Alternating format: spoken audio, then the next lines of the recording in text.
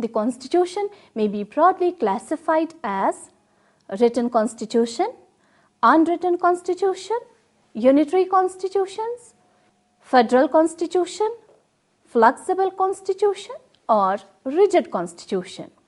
Coming to the first classification, that is the written Constitution and unwritten Constitution. Constitution of a country may be written or it may be unwritten. A written Constitution is one which is reduced into writing. For instance, Constitution of India, Constitution of USA and Constitution of Tanzania are the best examples of written form of constitution. The roots of written constitution can be traced in American War of Independence and French Revolution. Unwritten constitution, also called as non-documentary constitution, is one that is not contained in a single document. A constitution is said to be unwritten if it is not reduced into writing. For example, Constitution of England is the best example of unwritten constitution. In those countries where the constitution is unwritten, the legislature, Parliament enjoys sovereignty to make and unmake any law. Unwritten constitution is not embodied in one comprehensive document. The Constitution of India is one of the most comprehensive, written and most detailed constitutions of the world. Limelighting the importance of written constitution, Professor Huer made the following remarks. It will be practically impossible to maintain the supremacy of the Constitution unless the terms thereof have been reduced into writing. Unitary and federal constitutions. Unitary constitution is one which sets up one central government and all the powers are vested in it. For example, the Constitution of Great Britain.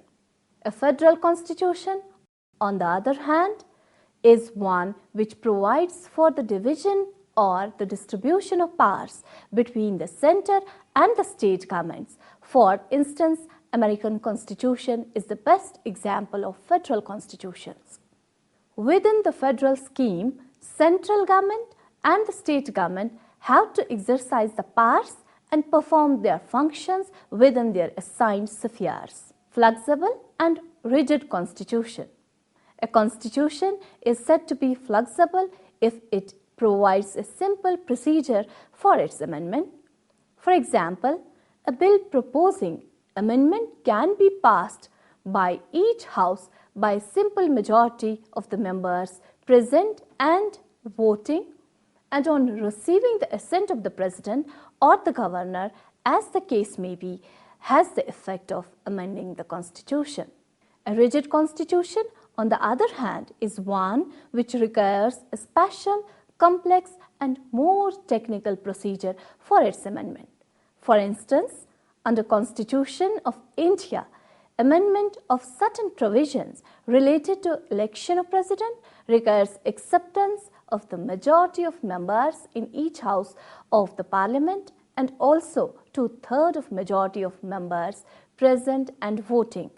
In addition, it requires ratification by not less than half of the state legislatures before it is presented for the assent of the President. The Indian Constitution, though written, is sufficiently flexible. Few provisions of the Constitution of India requires the consent or ratification by half of the state legislatures. As per the observation of Ivor Jennings, the Indian Constitution, despite being depicted as written, hence rigid, in practice it has proved to be flexible. From 1950 till 2014, more than 110 amendments have been there in the Constitution of India. While making analysis of the definition and the classification of the Constitution, we can conclude that the Constitution of a country seeks to establish its fundamental law. It prescribes various organs of the government and administration, describes their structures, composition, powers and principal functions, define the interrelationship of these organs with one another and regulate their relationship with the people. More particularly, the political relationship. Every organ of country must act in accordance with the Constitution. The government being the creator of the Constitution delimits the powers of the governmental organs, and any exercise of the power beyond any constitutional parameter becomes unauthorized, hence unconstitutional.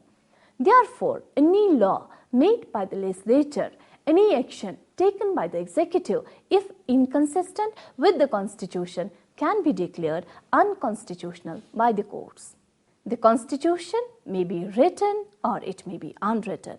It may be unitary or it may be federal. It may be rigid or flexible as per the framework or the scheme of the Constitution. The Constitution of India is in written form.